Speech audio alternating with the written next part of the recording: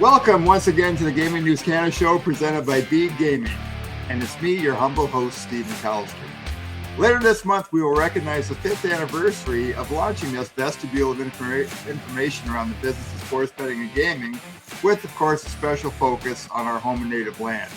Over those 60 months, we've enjoyed having on our audio shows people with great stories to tell of their experiences in the gaming industry.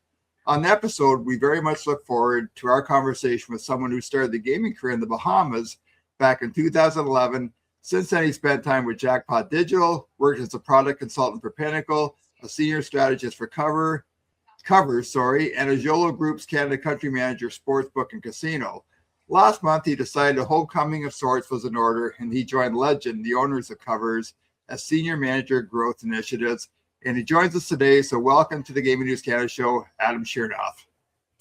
Steve, it's my first Canadian gaming focused podcast ever. And so this is new territory that I'm excited to venture into. A lot to say and a lot to share and a lot to get into. So this will be great. Well, this is an honor if this is your Canadian, your maiden voyage on a Canadian podcast, Adam. And listen, when Jesse Learmonth, our mutual friend, reached out and said that I had to get you on the podcast, that was Jesse's word was good enough for me. So I'm really grateful for you joining me.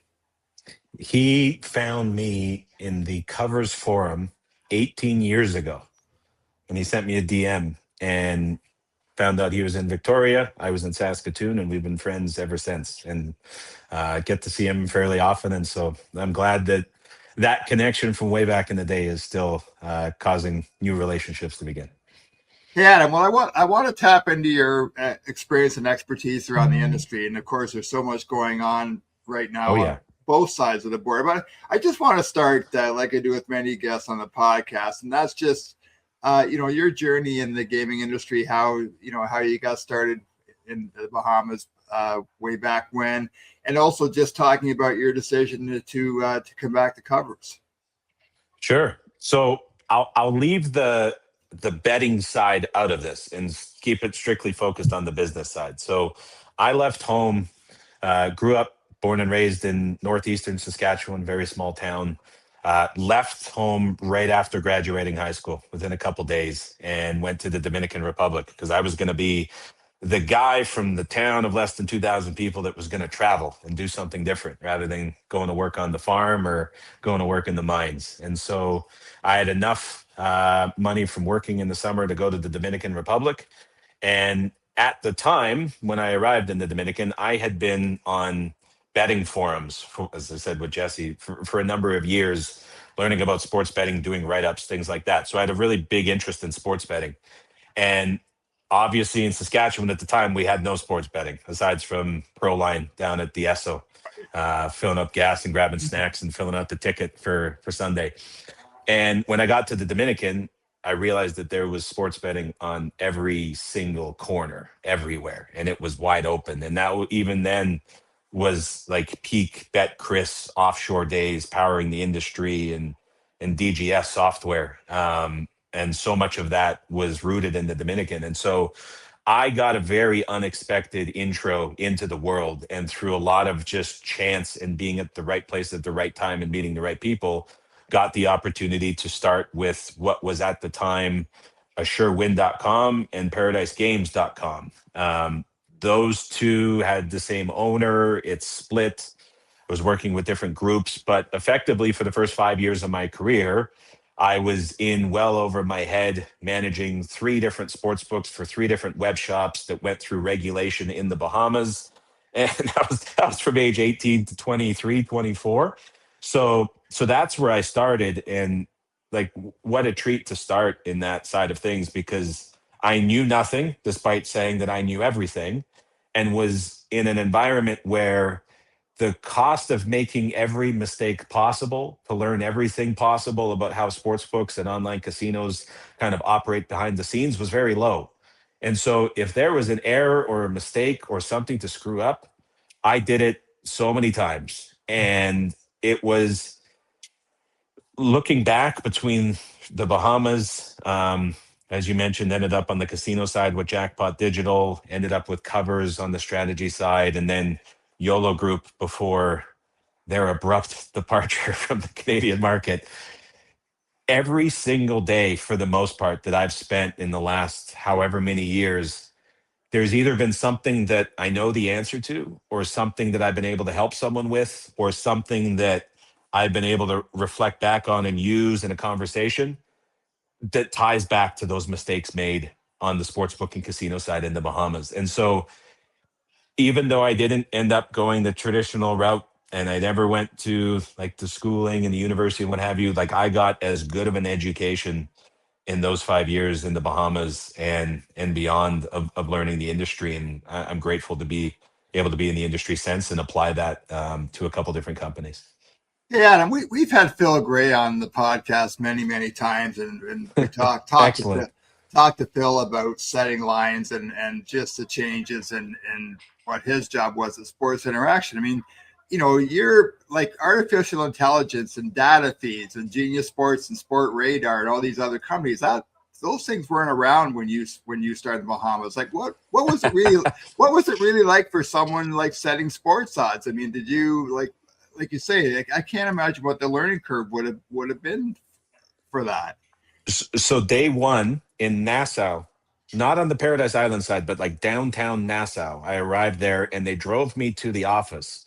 The office was a closet in the back of a woman's wear dress store where they had all the servers and the computers, and they had just set up the sports side of the website. At the time, they had lottery and casino. So we used a company that was called DGS, which was based in Costa Rica, but they had offices in the Dominican as well.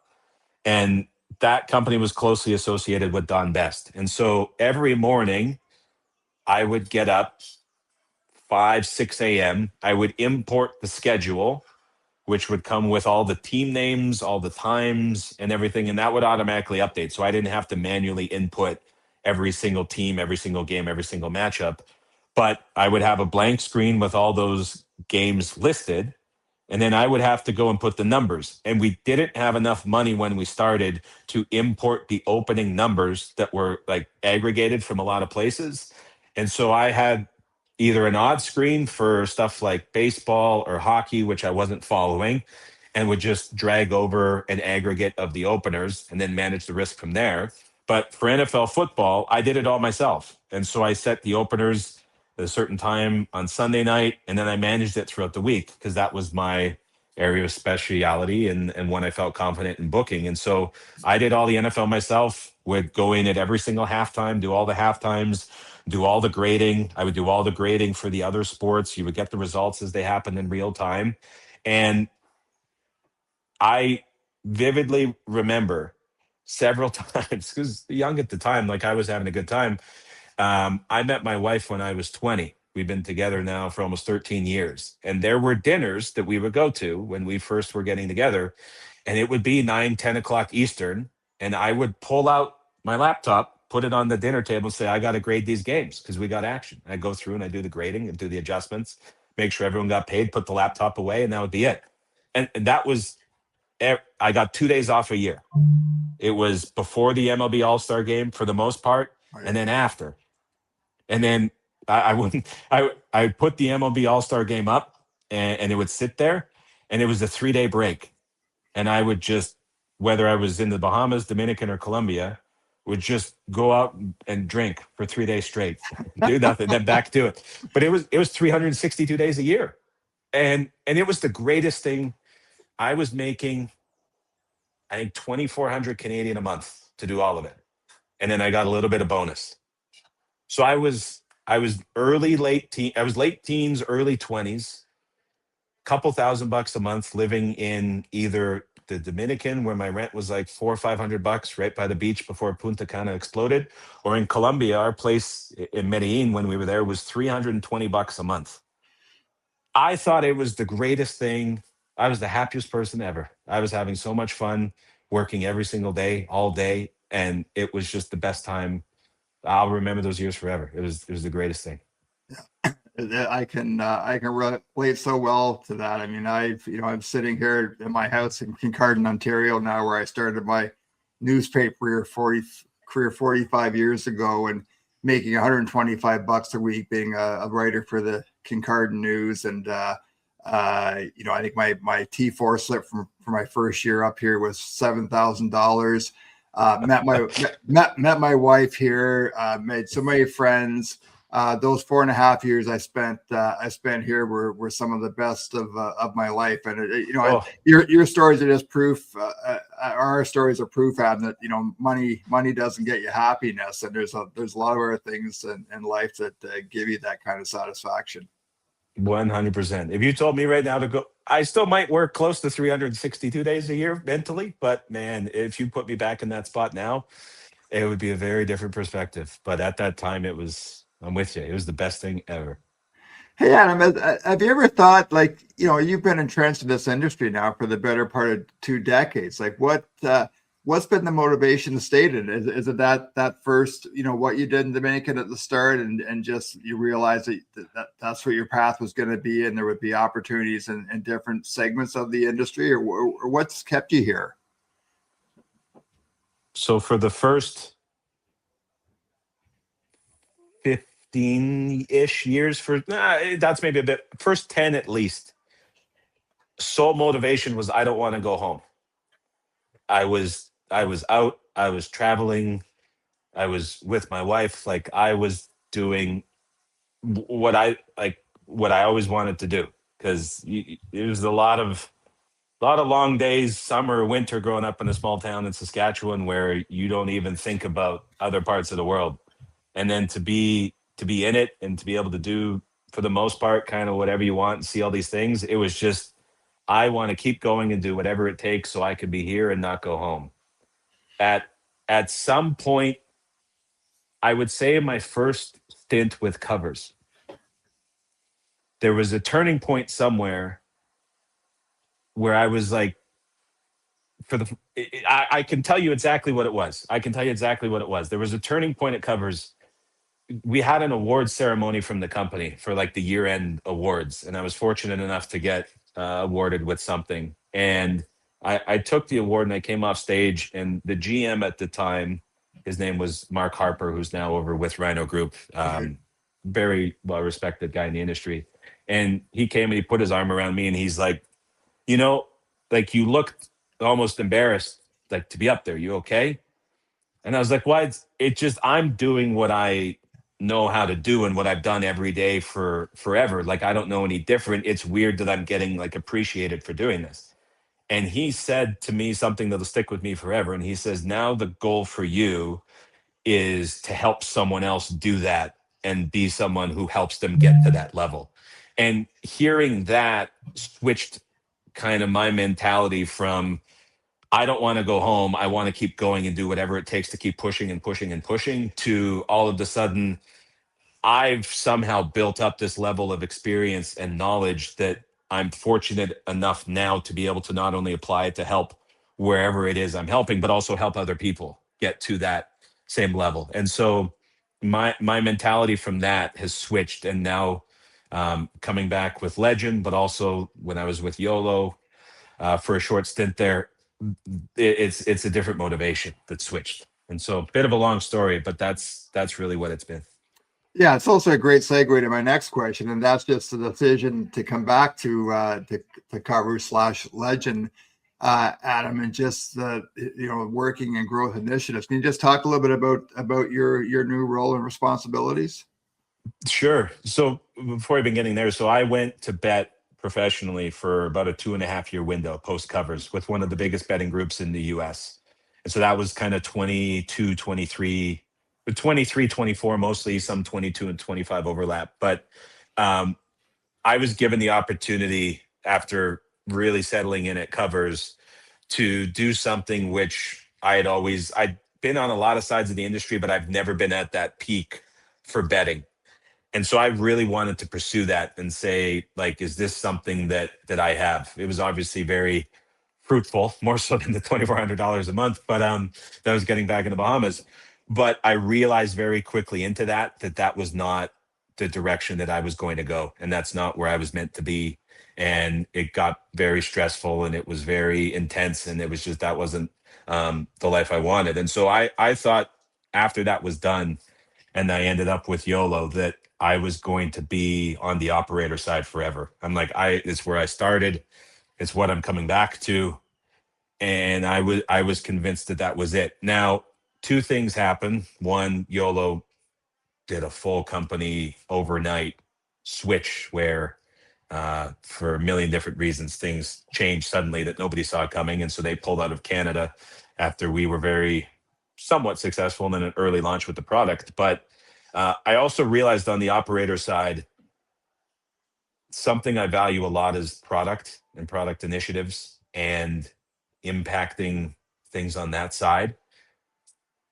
There are so many companies in the sports betting space that are completely handcuffed from the product side, whether it's tied to providers or other operators or other software developers or different white labels.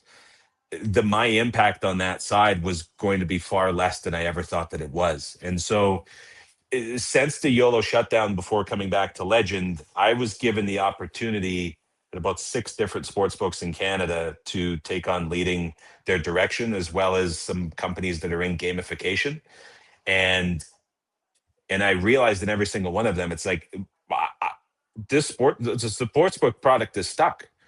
And it probably leads into some very interesting conversations we can have about Canada and what's coming. But that was a realization. And so coming back to Legend in this role, I get to work with a lot of operators and help them in different ways that are very exciting to me. But also work with a team that I really, truly enjoy being around on a daily basis, because I've made some very good friends and work relationships at this company that I'm very happy to have back in my life. So kind of a long answer there, but that's just kind of setting the context, I think. It just quickly on the betting piece. I mean, you mentioned the stress net, and I've read a lot of articles lately. Of course, it's like every day I read responsible gaming articles and concerns about gambling harm. I've also watched documentaries, whether it's on 60 Minutes or CNN, where with guys sitting with their spreadsheets at their computer and talking about making lots of money.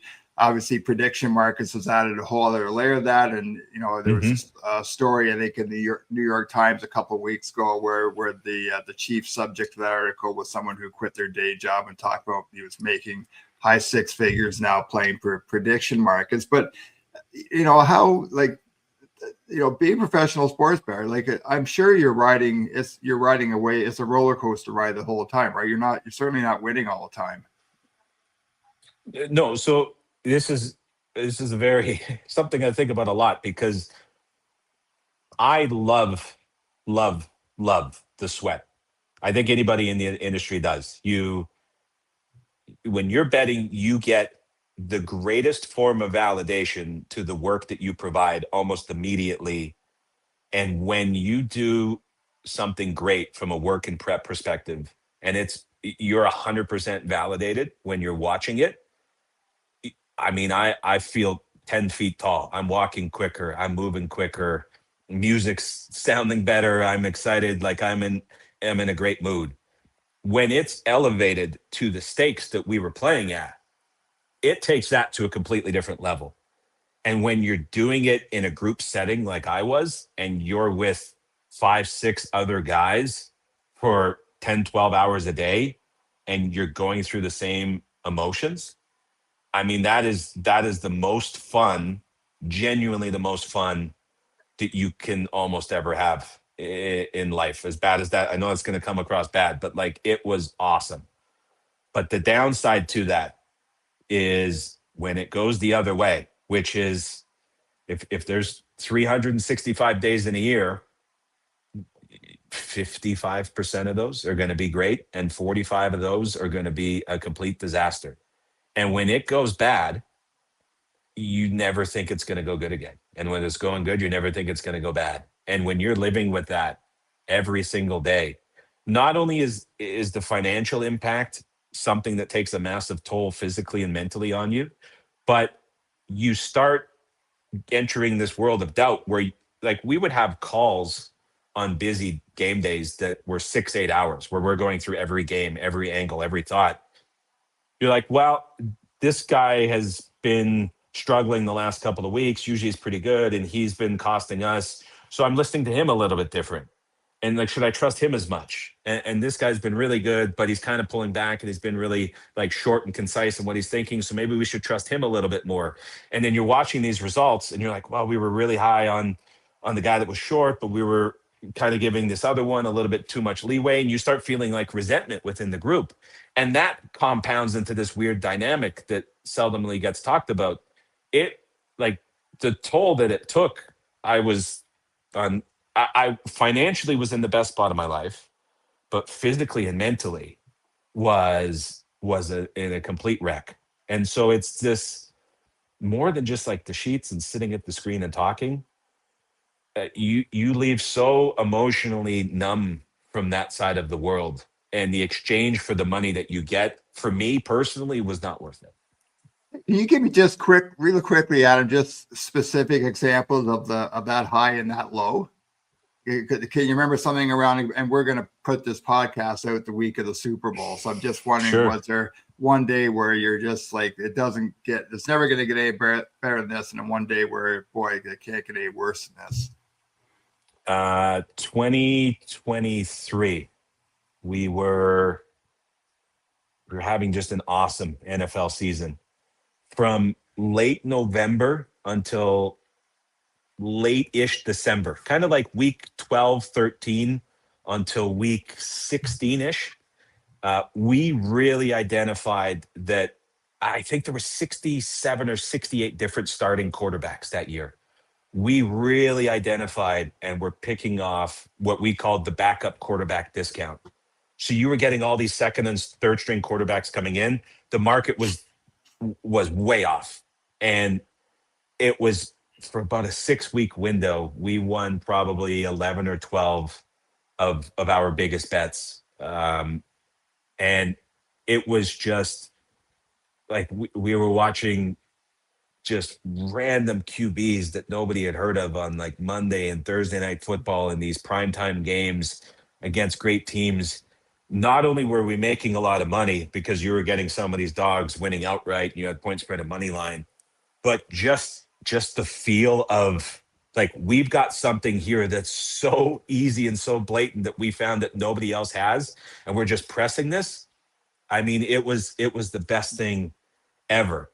In contrast, last year, as I talked about some of the group dynamics, it was a really tough year college basketball wise. And then throughout the summer, like, there was very little communication and things were kind of a bit fractured, but it led to an interesting dynamic in the football season where there was a lack of trust within the group. We had one guy leave. We had some other people not want to be as involved. And what was really detrimental was there was a lot of really good work that was not being allowed to put out because there was almost an aversion to some of the risk that wasn't there. So the end of the 2023-24 season was just an all-time high. As we were picking off these games, we were right with the Chiefs a bunch. We were right in the Super Bowl. We were right with all these backup quarterbacks. You're coming in on that same high the next season, but there was this so much loss that happened in between that a lot of the good work wasn't being acted on. And so you're watching all these results come through and you're not earning on it. And it just leads to this downward spiral of it. So yeah, the 2 football seasons that I was on that side, one was a massive winning season. The other one was a small winning one.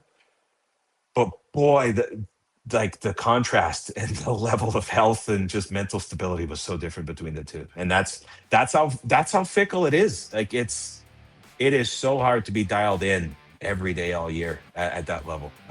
It's really, really, really polarizing. Ready to accelerate your digital growth? Bede Gaming delivers a market-leading platform with best-in-class products driven by secure, cutting-edge technology.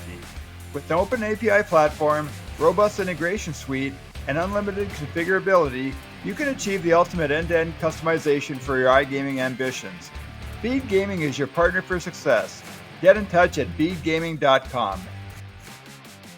April's going to mark 4 years since the launch of the regulated market in Ontario. We know now that Alberta, it looks pretty good that we will have an open market there and sometime this year. Just wondering, kind of, your thoughts random thoughts on what you've seen with the market in Ontario, Adam, and if there's any, if you have any advice for anybody entering Alberta, or whether it's the regulators or operators or suppliers coming in, just words of advice around the incoming market there. Oh boy, Steve, your long-winded answer is right. I'll try to keep it a bit more conversational. So, I'd say my biggest thought on Ontario is how much longer does this go for? It sure feels to me. I don't even know how many operators are left. It's still a massive, I massive, was massive number. I was gonna say, like, 40, I think 49 or 50 operators as we speak today, Adam. And when we started this show, when the market opened in 2022, it felt like almost every week that we got together on, I think, the Twitter Spaces, whatever it was we were using to record the show back then, it was, consolidation, consolidation, consolidation. And yet we sit here today and those operators have increased to 50. We've had maybe 4 or 5 who have left the market, and there really hasn't been any kind of consolidation. Why hasn't that happened? I think there is optimism that the account values relative to comparable states. I don't know if New Jersey is the best comparable option, but if you're looking at the average account value in Ontario, it's like 330 revenue monthly, off the top of my head. Is some comparable states are 2.5x that. And so I think from a like kind of a back office perspective on the casino and gaming side more than the sports side, there's a question of whether or not that's something that is going to continue to go. And I don't know if modeling and projections perhaps is giving some optimism for that.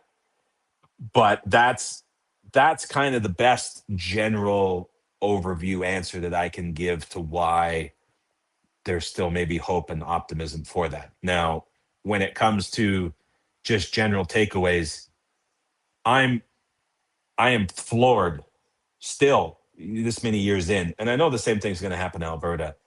The number of white labeled products and solutions that are popping up with international teams that are 8, 10, 12 time zones away, run by companies with a ton of money that have had success in countries with similar populations that are just being put into the market believing that the same level of success that they have elsewhere is going to happen in Canada. I can't believe that that's still a thing that's continuing to happen. And I know in Alberta, right in my backyard that I know so well and grew up in, I know that's going to happen again. And so there are a lot of very intelligent folks at a lot of these companies that believe that they can outmarket to acquire players and hold them. But I look at some of these places with the products that have no reason whatsoever for players to stick around with, and there's no differentiators, and it's the same offering that almost everybody else has. And I'm like, how are you waiting 8, 12, 16 months for these players to break even and betting on it? It's kind of become just a whale and VIP hunt and hold on for dear life to see how long you can last for. And so I think it's a really kind of interesting time in that regard. Like, do you see a time, Adam, will there be a day where all of a sudden 50 operators in Ontario will shrink to 30 or 35? Is that feasible?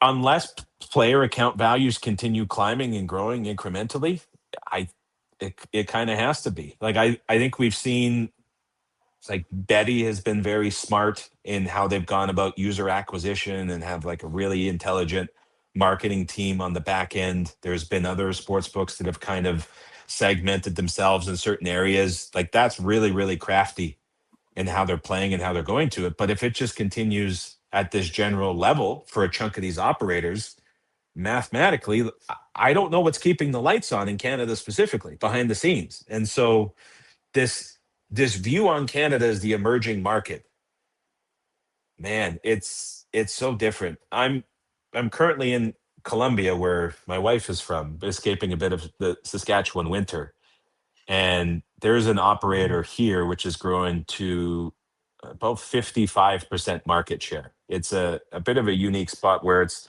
very similar size to Canada, but you have just dominance from one operator on the sportsbook and the casino side. That, like, the template within this country is something that's followed internally in a lot of different operators, where you have like everybody in kind of a condensed space. You can get from one end of Colombia to the other on a plane in 45 minutes to an hour. We're talking about a culture that's like very close, and you have, for the most part, to focus on the local league for soccer, the big European soccer leagues, the international team for Colombia, which will play at the World Cup and elsewhere. And then you have this really tight-knit culture around either personalities that are very well known from an influence perspective, or like music and entertainment that are very well known. And so you enter the country, you have ideally deals with all the banking systems. You have all of these 5 or 6 leagues within this one sport represented very well. You add on basketball because it's always on. And then you just pick marketing avenues and initiatives that try to capture a certain kind of segment within the market. And you just press that over and over and over again to acquire companies or acquire customers. And then you make the math work behind the scenes, and hopefully everybody gets to casino. And then now the big buzzwords, gamification, like how do you keep people on the platform for longer, and you pull some strings there to make the numbers work. Like the difference in Canada is the difference in someone from Vancouver, where it's 60% Asian descent to non-Asian groups, to Halifax. Not only are we talking about 4 time zones and 5 hours difference in the same distance, but distance kilometer wise as London to Dubai, but you're talking about a completely different sport interest, a completely different language, a completely different style of thinking, a completely different style of preferences as you are from one side of the country. So many operators are coming into Canada and they're like, wow, the population's 40 million. We just had success in a country that was somewhere between 35 and 45 million. Maybe it's Colombia, maybe it's Peru, maybe it's elsewhere, whatever it might be, Poland, what have you. It's like, well, we're going to deploy the same tactics and the same playbook and ride this one out. That to me is the complete wrong strategy for how you should be approaching it. I mean, never mind just in Ontario where population and preferences and demographics vary so much. Now, as Steve, we talk about Alberta, the difference of someone living in Fort McMurray and the difference in someone living in Lethbridge, which are a couple hours apart, never mind Edmonton, Calgary, that is a completely different customer with completely different preferences, completely different thoughts, and in some ways, completely different politics and completely different earnings. Like, that's just within Alberta. So, I mean, these operators that are coming in and saying, like, we're going to have this same strategy we had elsewhere, you just can't have it because Canada is such a different country that requires something so different. And I bring up Colombia because I'm back here, and like the contrast, especially after being where I've been and seeing like, oh yeah, those people are incredibly smart, smarter than I'll ever be, but they've mastered this here and this concept that is in so many different countries.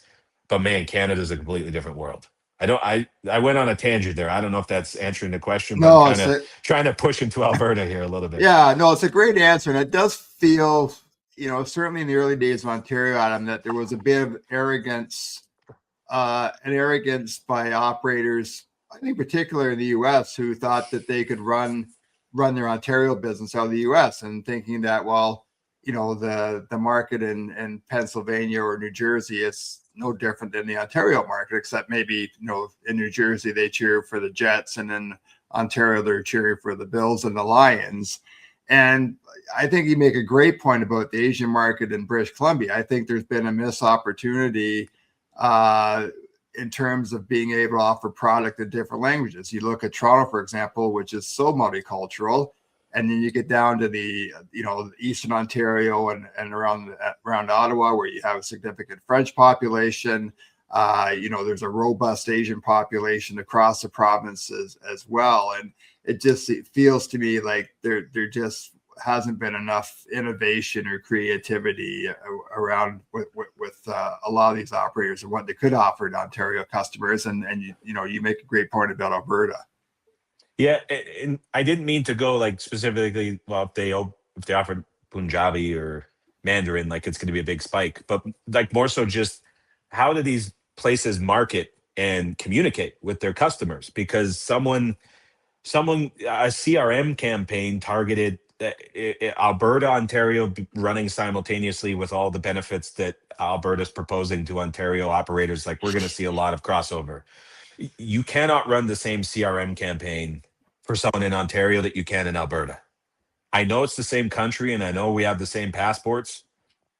We're very, very, very, very different culturally, preference wise, language wise, communication wise.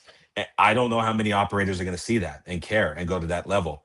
The product side, Steve, that's another conversation that goes beyond, which is out of a lot of operators' control. But I mean, it almost has to be treated like different countries within provinces for some of these operators if they're trying to compete and find gaps in what's becoming extremely sort of condensed in terms of future acquisition. I don't see a lot of places doing it well. Your point with operators coming from the US was a good example. There were Canadian operators that botched it too. You talk about product, and again, I know we're on a bit of a sports betting tangent here, and sports betting is a very small piece of the pie, but it feels like it's been a missed opportunity with cricket too, Adam, that cricket is such a booming sport in this country, particularly in the greater Toronto area. And I feel like that's been a missed opportunity for operators here that could have been a little bit more aggressive with offering product around that sport. Cricket's an interesting one. We had at YOLO a lot of ex-Betway, wildly intelligent folks.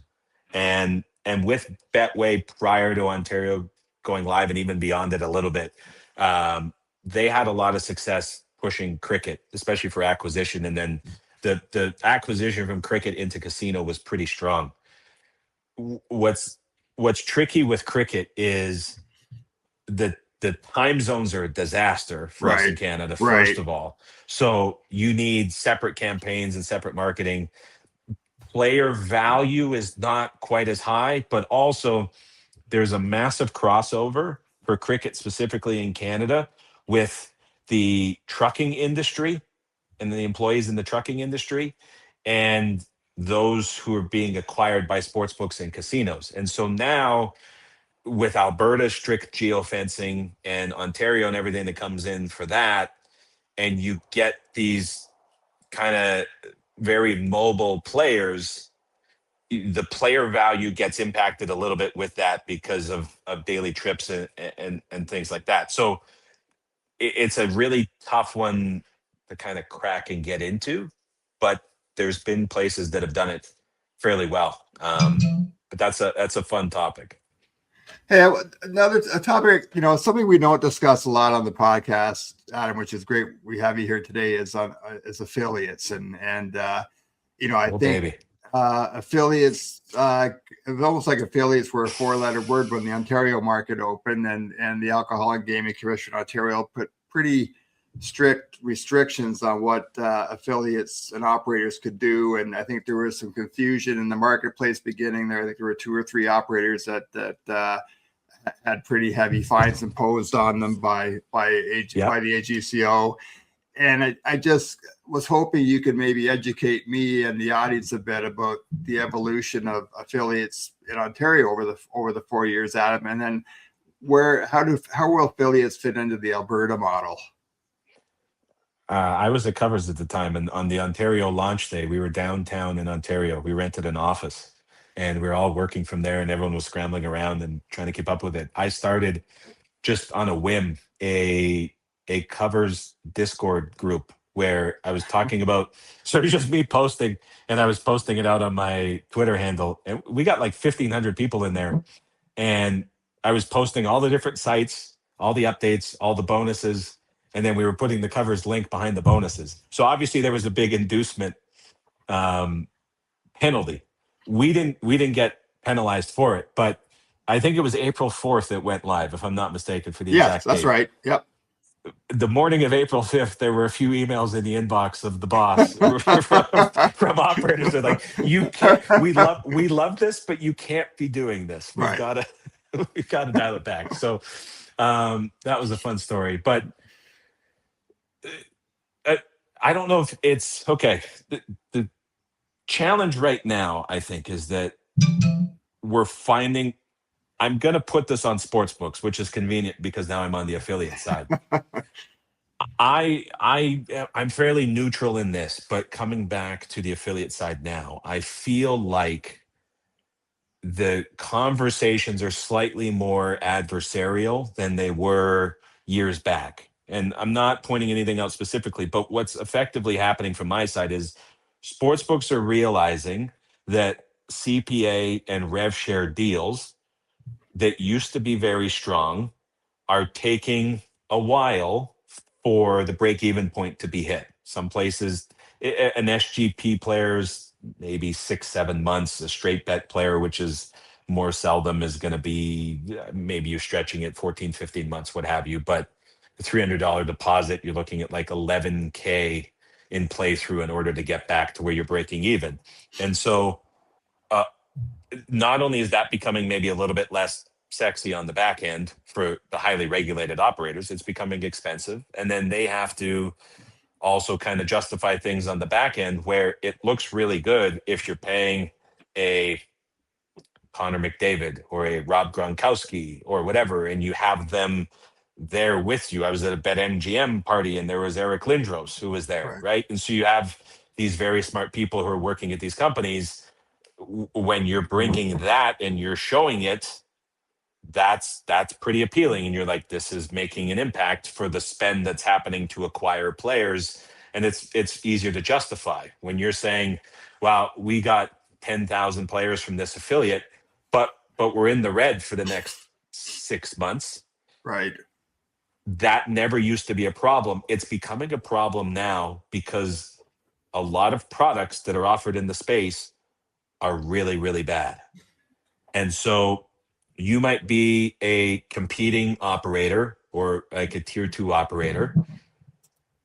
It it's really hard to say play at our sportsbook for 13 months, 14 months, 15 months, keep coming back, try the casino, play here, when you have the exact same games as everybody else, you have the exact same sports product as everybody else, and your communication messages to your players and what you're doing from a reward perspective is not very compelling, and you're not tailoring it to your user, and which is hard to do when you're a sportsbook operator and everybody who works on your Canada team is 8 hours away in the time zone. Like, that's a really hard sell. And so I think what's happening that's causing these conversations to go a little bit differently between operator and affiliate is more a reflection of some of the challenges that operators are facing from the product side and the retention side, more so than it is a decline in player value or a lack of justification for the players that are being sent. I don't think the intent is any less valuable from players who go through an affiliate to find and sign up at these operators than it was in the past. I just, the space itself is changing and there's so many options. And so I hate to push back on the operators from that side, but part of what I'm doing at Legend now is trying to figure out what else can we do to make this more beneficial from a retention standpoint, which is really exciting for me because I think my experience and also the team at Legend is really, really well equipped. Our player values are extremely high. Like, we can send them to you and find ways to keep coming back to your sports book. That's really the big goal. So that to me is what's going on in Ontario. Steve, as we shift to Alberta, are we going to see operators go crazy heavy spend with things like refer a friend, with certain sponsorships, with launch parties, with watch parties? Is it going to go that direction? Are we going to see different targeting between rural communities and urban communities and more performance marketing like some places have had success with in Ontario, especially from the casino side? Are we going to see operators lean back into affiliates more with a lot of this traffic? I think things can go a lot of different directions. I would say that we're very prepared to help those operators who want help, but it's really going to be. I think it'll come down to how big the opportunity in Alberta is viewed from a lot of these places. And now with the curveball that you're going to be able to have land-based casino partners, how much is that going to be pushed from a acquisition standpoint with some of the spend from marketing? Because that's something that did not happen in Ontario. And so what are partnerships going to look like there? I think is a big question too. Yeah, and it does also seem, Adam, that there's gonna be more of an opportunity for sportsbook operators or sportsbook brands to have a presence in those land-based casinos in Alberta, which really hasn't happened in Ontario. And then the other piece is I heard a couple of months ago from a couple of sources that the Alberta model would be more friendly towards affiliates than the Ontario model was. I don't know if you have any intelligence on that or if you've heard anything similar.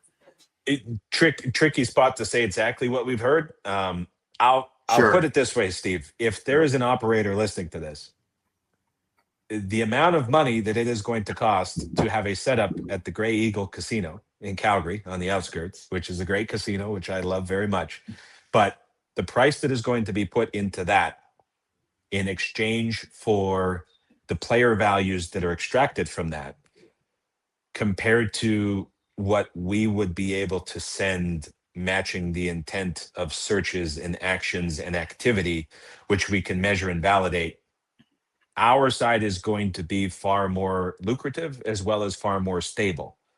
I know you see one physically and you can take pictures of one and put it on Instagram and feel really good about it and have parties and have people over and fly them out from Ontario. And you have all of these great things that come with it. But I think for a lot of operators that are already in Ontario grinding it out, that are going to enter Alberta and try to do the same, I would advise it at really giving affiliate spend a little bit more of a look, especially in Alberta with such a diverse audience. Hey, I want to finish, Adam, just on I'm sure your favorite topic, iGaming SEO, and which has been of interest to me, mostly wearing my journalist hat over the last 2 to 3 years, and watching, Katina Media has let a lot of journalists go because of I think the changing algorithms around iGaming and with Google and that. And just before we record this podcast today on Wednesday, January 28th, I came across a story on iGaming Today that I forwarded you by email about the reality of iGaming SEO, and just what are the challenges for affiliates now, and how how big a story is SEO and trying to navigate your way around Google. It's always a moving target that has a lot of questions that go unanswered until the update's published. And so anybody who's been in the SEO space for any amount of time knows that Google ultimately holds the power, and we have an awesome SEO team of folks who are on top of that and battle it every single day. I put that level of challenge right up there with the daily stability that comes from betting professionally that I experience too, based on conversations that I've had with them. So it's really, really tough. I would say that even with the AI overview changes, with some of the Google updates, with how purchase domains are changing, with operators getting validated more in search, more so than affiliate sites, like a lot of different changes and quirks is something that it's not new.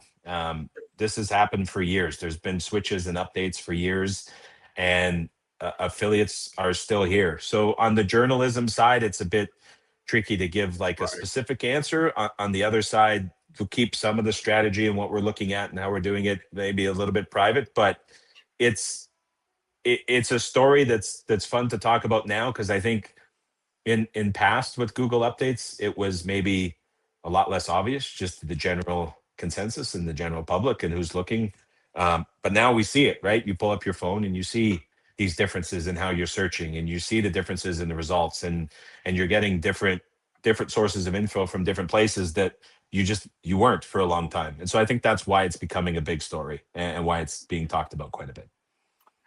That is Adam Chernoff, the new senior manager growth initiatives at Legend.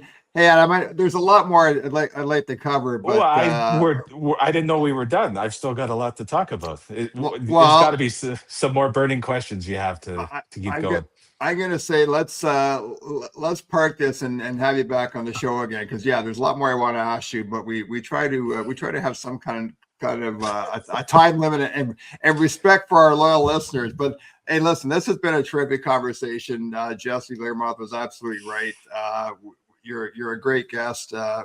Grateful for you joining us today. But let's get you back again. Once football season's over, once we get through the Winter Olympics, and there's certainly a lot more fodder I want to cover with you. Let me put you on the spot before we end. What's the Alberta launch date? Give me the prediction. I'm gonna say, and again, this is based on no inside baseball or inside knowledge, but I'm gonna say the end of August, in time for the start of the NFL season. So you're going post Stampede? I think so. I think it's a pretty ambitious process, I think, to get launched by them. But hey, listen, we were quite surprised 2 weeks ago when the Dale Nally and the regulators in Alberta came out with registration information and started that process. So they may fool us again. What I'll get a prediction from you, right? Might as well get one from you as well. I don't know what the Stampede's usually like second Saturday, Sunday in July, like 6th, 7th, 8th. I don't know how it falls this year. I'll go like the last Friday before that. I think there's going to be a push to get it out, because with the land-based element, Cowboys Casino's right in the Stampede grounds. You have Grey Eagle that's always jammed. Casino Calgary's always packed. Have spent many a late night there. That 11, 12-day window, I think, is going to be pushed pretty hard from an acquisition standpoint for anybody who has those partnerships, just because the volume of play that goes through those casinos during that week is a monster. I will say I think operators are going to overspend and get rinsed with the acquisition efforts on those. That's maybe for part 2 of this episode. But I think there's going to be a push to get it done before, just because there's so much foot traffic and there's so many people in Alberta for that week that's going to be that's going to be a big push for acquisition. So whatever that date is, just like the week before, I'll put that in there as my prediction. Yeah, and listen, this is, I think, too ambitious, but obviously having a launch date around the start of the World Cup on June 11th would be, I think operators would love that to happen, but I think that's too ambitious a goal. That'll be tight. You're right. We'll leave it there. That's it for this episode of the Gaming News Canada Show, presented by Bede Gaming. Thanks once again to Adam Chernoff for joining us today. You can listen to this show on all of the various podcast apps. You can also watch our conversation with Adam on the Gaming News Canada YouTube channel. Again, thanks very much to all of our listeners and watchers for your support of the Gaming News Canada Show. We will see everybody again very soon.